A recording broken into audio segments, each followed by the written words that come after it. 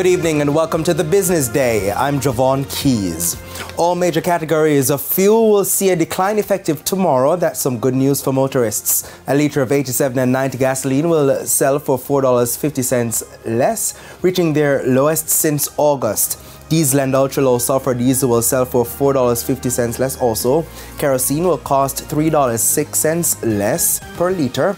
25 cents will be shaved off the cost of propane, while butane will cost $1.44 less. Now, each gas station, of course, will make these adjustments to their marketing rates, which includes a markup on the ex-refinery cost offered by Petrojam. But what all of this means is that you don't need to rush to the gas station right after primetime music and wait until tomorrow to benefit from those new lows.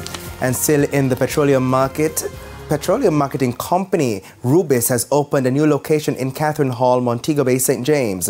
CEO of Rubis Energy Jamaica, Michelle Malatino, says the new location represents a large investment for the company. There were 49 stations across the island, and well, we are celebrating also this year our 10 years anniversary, 10 years that we are in Jamaica, that we took over the assets from Shell. And we're very proud to building and growing our footprint with this new station here in Montego Bay on the Megamart parking lot. The investment for such a station is between 1.5 and 2.5 million US dollars. So it's a huge investment for the company because you have a brand new station to the international standards and also delivering obviously the ultra-tech fuels, the premium fuels that we deliver to the Jamaican people. He says there are plans for even more investments locally. For the next years, we have an aggressive and ambitious development plan, and we have the intention to build 2 new service stations per year to cover better even the territory, the whole island. And also, of course, every time we build a new station, we create new jobs, we develop the economy.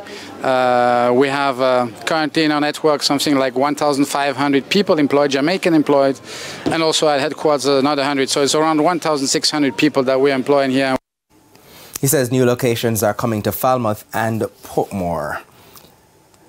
The International Monetary Fund, IMF, says while the global growth outlook saw a marginal increase, risks to growth remain present. The IMF's chief economist, Pierre-Olivier Gorinchas, says commodity prices could encounter some headwinds. Commodity prices could become more volatile with increasing climate and geopolitical shocks. This would represent a serious risk to the disinflation strategy.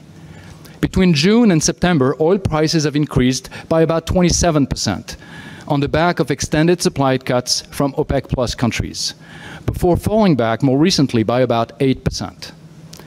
Food prices remain elevated and could be disrupted further by an escalation of the war in Ukraine. Geoeconomic fragmentation has also led to a sharp increase in the dispersion in commodity prices across regions, including critical minerals.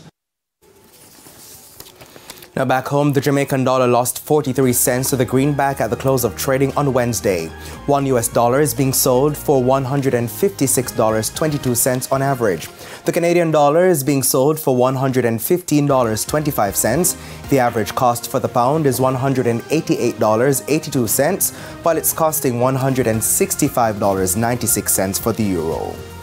And to the stock market, the JSE index declined by 2,769 points today, while the junior market index advanced by 19 points. Among the 36 winners were Epley Caribbean Property Fund SCC, Caribbean Producers Jamaica, Caribbean Assurance Brokers, Sagicor Select Funds Manufacturing and Distribution, and JMB Group 7% variable Jamaican dollar cumulative redeemable preference shares.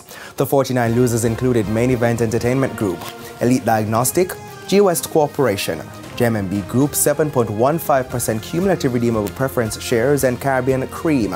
Now 21 stocks ended the session at the same price they started on Wednesday morning. And that's the Business Day. I'm Javon Keys. Good evening.